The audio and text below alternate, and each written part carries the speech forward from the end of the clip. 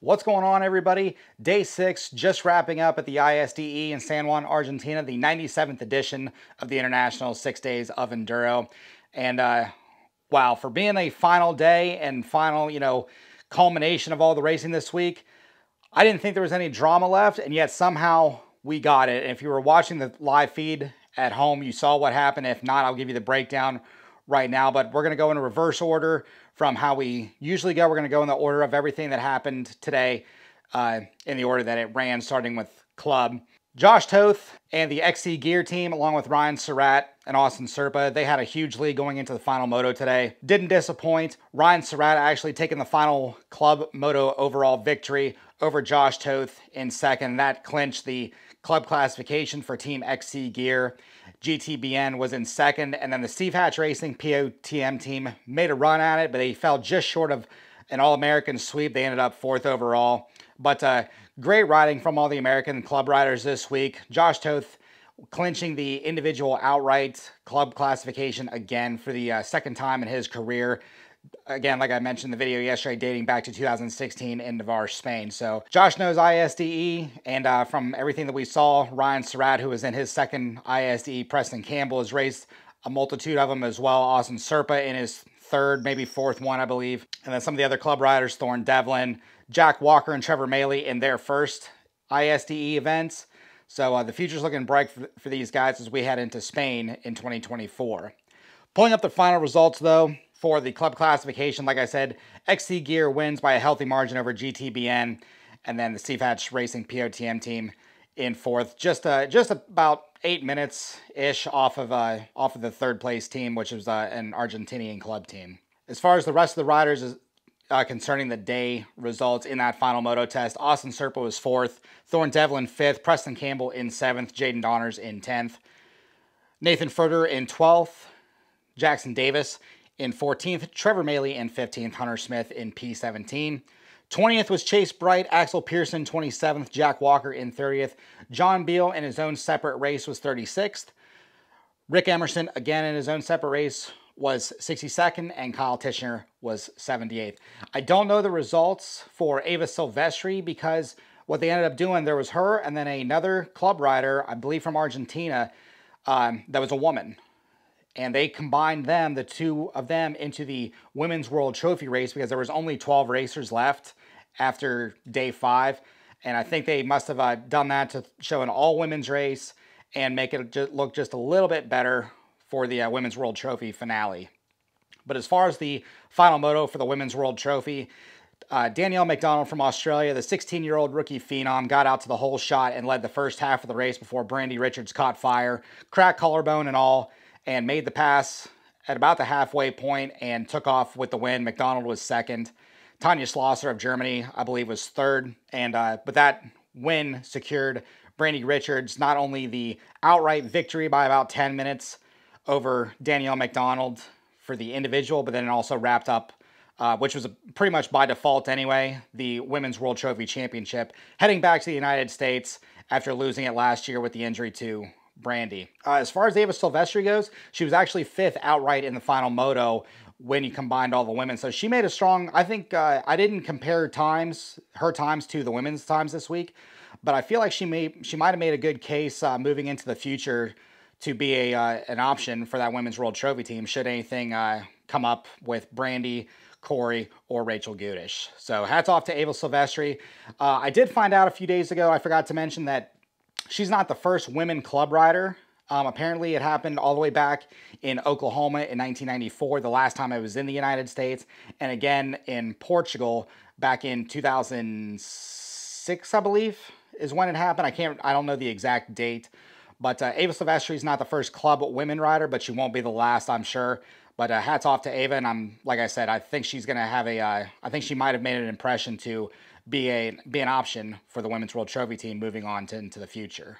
And then if you watched my video from yesterday, I mentioned the World Trophy final motos would be run by class. That is how they've always done it in the past. Every year that I have attended the event, and even last year when I didn't attend France, that's how they did it. They did it by, E1, the smaller bikes, E2, the mid-sized displacements, and then E3, the more open bikes, your 500 two-strokes and four-strokes and bikes of that size. They didn't do that this year. I don't know if that was the original intent or if they called an audible because of all the retirements. If they would have run it by class, probably, you know, after how this week ran, they would have ended up with at least an E1. They would have ended up with a small group, and same thing, even smaller with E3. E2, they probably would have had to run multiple races. Actually, they wouldn't have had to, but no matter what, the races would have been small. They were actually to fit every remaining World Trophy rider on the gate for the final moto. So that just tells you, reconfirms the attrition rate of this year's ISDE. As far as the Junior World Trophy final moto is concerned, huge drama in that one. Like I said in the intro, I didn't think we had any more drama left, and somehow we found it. Albin Norben, the top Swedish rider all week long, the bike broke. His Fantic broke.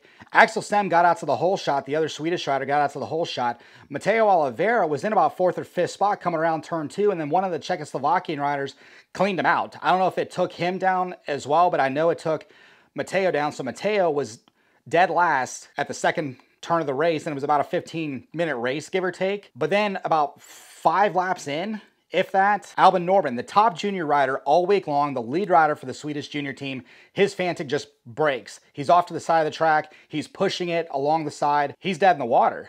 Then Max Alin, who was the 3rd rider up at that point in that final moto, he stops once he realizes he's lapping Norben, puts his bike on the side stand, and starts helping Norben push his bike around to the track. I don't know if he was helping him push it to the finish and then just waiting there, or what the mentality was. But then, not too long later, Axel Sem, leading the race, leading the final Junior World Trophy Moto, joins Alin to help Norben, and they get him around the track. They push him a little bit. They get on the bikes, put their foot behind the foot peg, and they're pushing him as they're riding along. And I think that hurt Sweden. I don't know how the outcome would have been had those two just kept on racing, but that affected the outcome of the entire thing. Meanwhile, Matteo Oliveira, who was down in turn 2, put on a phenomenal ride and passed everybody to win the junior moto in convincing fashion. It's not like he made a last lap pass, a last turn pass.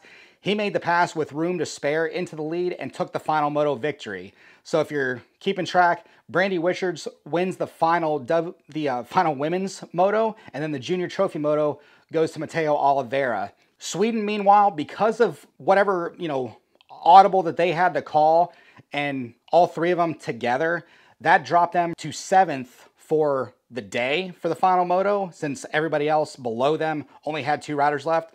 That dropped them out of the overall lead and, the Junior World Trophy victory. That dropped them from the win. France, meanwhile, moves up into the win, and USA into 2nd with Grant Davis and Kai Aiello. So huge shakeup in the Junior Trophy. I don't think I've ever seen a final moto determine scores to that effect. There's been individual position changes, but nothing like that. That was just incredible. It was you couldn't even put it into words as you were watching it live to see how that unfolded, and heartbreak for the Swedes. I mean, they had this thing clear as day since the outset on day number 1, and it just all unfolded on them in the blink of an eye in a 15-minute final moto span. So congrats to France for the Junior World Trophy. USA takes the number 2 spot. Sweden drops to 3rd after all is said and done. Individually goes, since Matteo won the final moto and the Swedes, basically gave up that last moto, Matteo Oliveira, your outright scratch winner in the Junior World Trophy classification. So congrats, Matteo, for that victory. That's going to be celebrated once you get back home into the States. As far as the individual efforts for the Junior World Trophy USA team, like I said, Matteo was the top scratch rider, 14th overall. Grant Davis was the 8th individual Junior Trophy rider and 29th overall when all was said and done. And Kai Aiello, 11th overall in juniors and 34th overall by the time you combined the World Trophy riders. So congrats to those guys. 2nd place coming back home. In the World Trophy classification final race, Josep Garcia, the outright leader heading into the final moto, got the whole shot and started to take off. Dante, Taylor, Cole, Johnny, they were all right there. Taylor was a little bit farther back after a mid-pack start, but Dante, Cole, and Johnny were all right there. Dante had to pass Cole. He had to pass Johnny, get into that number 2 spot, and started running down Josep Garcia. Meanwhile, Taylor Robert, in his final ISDE appearance, washed the front end while running 7th, I believe, maybe a little bit worse. Actually, he might have been in 11th at that point. Washed the front end and then fell over on the other side after picking the bike up and trying to hop back on. So not the greatest final moto for Taylor. He dropped to 19th by the time he got going again. But up front, Dante was on a tear. He passed Johnny. He was in a fight with Cole Martinez. He passed Cole. And then, like I said, he started running down Josep Garcia. And with about 3 laps to go, he was right on top of him. Ran the outside on the corners on the motocross track trying to get some momentum. The track was very hard packed, very dry, very dusty. A lot of small rock and stone in there. So Dante kind of had to stay out of the roost of Garcia.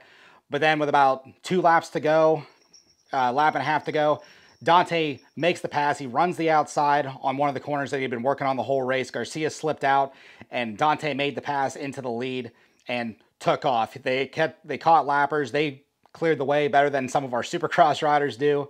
And Dante took the final moto win over Garcia. So that's the hat trick for the World Trophy final motos. Brandy, Mateo, and Dante, the 2 brothers, taking the final moto victories in their classes. Phenomenal racing today for the final moto and the whole week. Incredible effort from the United States across the board, club and all 3 of the trophy categories. Individual classification goes for the top 10. Josep Garcia, the win. Andrea Verona in 2nd, and he was 6th in the final moto. Dante Oliveira, as a result of winning that final moto, solidified 3rd overall in the individual scratch. Taylor Robert was 4th.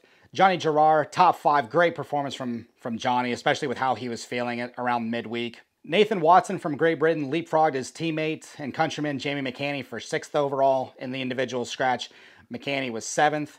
8th was Loic Lerieux from France. 9th was Cole Martinez, making his way back into the top 10 after the problems that he had on day 4 and again yesterday on day 5. So all 4 Americans in the top 10. And then rounding out the top 10 was Leo Lecure from France. Great performance from all the riders this week, all across the board. Unfortunately, you know, we did have some club riders that didn't get to finish, and we wish them the best. You know, our women riders are banged up. Rachel with a separated shoulder and sounds like some broken ribs. Brandy with a cracked collarbone. I'm sure Corey's just flat out exhausted. Incredible effort from the American team this week. Next year, 2024, we head back to Spain for the first time since 2016. Not sure of the region. They haven't announced it, and they also haven't announced the date. From what I've heard, talking with people that have been in Argentina this week, it sounds like the end of September. I'm hoping it's the end of September for personal reasons, and I'm hoping I also get to go back. This is the 2nd year in a row that I haven't been, and unfortunately I missed the team victory this year. That'll wrap it up for day 6 and for the 2023 edition, the 97th edition of the ISDE, the International 6 Days of Enduro. Like I said, the event heads to Spain next year. Thank you everyone for watching the videos and following along with the updates. I know it hasn't been real polished, but I appreciate you guys watching and following along with the information that I've been able to receive this week on top of the results that, you know, I've been looking at. Give this video a thumbs up, hit that subscribe button if you haven't already, share this video around and share all the videos around if you would. Comment if you have a question, give your thumbs up to the team, and I will see you guys next year in 2024 at the 98th International 6 Days of Enduro.